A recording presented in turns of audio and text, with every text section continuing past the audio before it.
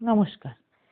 কেন উপনিষদে উমা হৈমবতীর সংবাদ আলোচনা করলে বুঝতে পারবেন দেবতারাও ভাবছেন তারাই অসুরদের বধ করে স্বর্গমর্ত থেকে বিতাড়িত করে নরকে পাঠিয়েছেন আর আনন্দ উৎসব করছেন।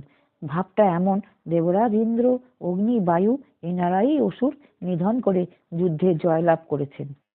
তখন ব্রহ্মময়ী জগন্মাতা দেবতাদের ভুল ভাঙার জন্য আকাশে জ্যোতিরূপে দেখা দিয়ে তাদের পরীক্ষা করে বোঝালেন ব্রহ্মশক্তি ইচ্ছা ছাড়া অগ্নি একটা তৃণখণ্ডকেও পোড়াতে পারলেন না, আর বায়ু সেই তৃণখণ্ডকে এক চুলো সরাতে পারল না। শেষে মাথা নিচু করে বিদায় নিয়ে বায়ু এবং অগ্নি ভাবতে লাগলেন, এই জ্যোতি কে? দেবরাজ ইন্দ্র যখন গেলেন এই অদ্ভুত জ্যোতির উৎস সন্ধানে, তিনি বুঝলেন ক্ষমতা বা অহংকার দেখিয়ে রহস্য উদ্ঘাটন হবে না।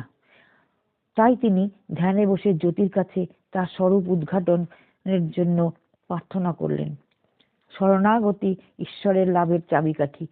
তখন রহস্যের তালা খুলে গেল। জ্যোতি থেকে নানান অলংকার ভূষিতা হৈমবতী উমা দেবরাজকে দেখা দিয়ে বললেন, তোমরা সর্বদা মনে রাখবে তোমাদের অসুর বিজয়ের কারণ তোমরা নও, স্বয়ং ব্রহ্ম, যিনি তোমার সামনে ব্রহ্মশক্তি উমা রূপে আবির্ভূতা।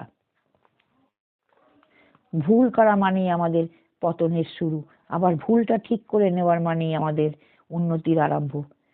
উপনিষদে তাই বলা হয়েছিল নারীর প্রাধান্যই আগে। শ্রী মা দুর্গাই হলেন এক এবং অদ্বিতীয়। আমরা মা দুর্গা দুর্গতি নাশিনীকে বছর বছর উপাসনা করলেও মাকে পুজোর পর ঢাক ঢোল পিটিয়ে মহা আড়ম্বরে পুকুরে, খালে, বিলে, গঙ্গায় বিসর্জন দিলেও আমাদের দুর্গতি বিসর্জন হয় না। কেন হচ্ছে না? কারণ আমরা জগন্মাতাকে গুরুত্ব দেই না। আমরা গুরুত্ব দেই আমাদের লালিত পালিত জন্ম জন্মান্তরের অহংকারকে। তাই আমাদের এত দুর্গতি হয়।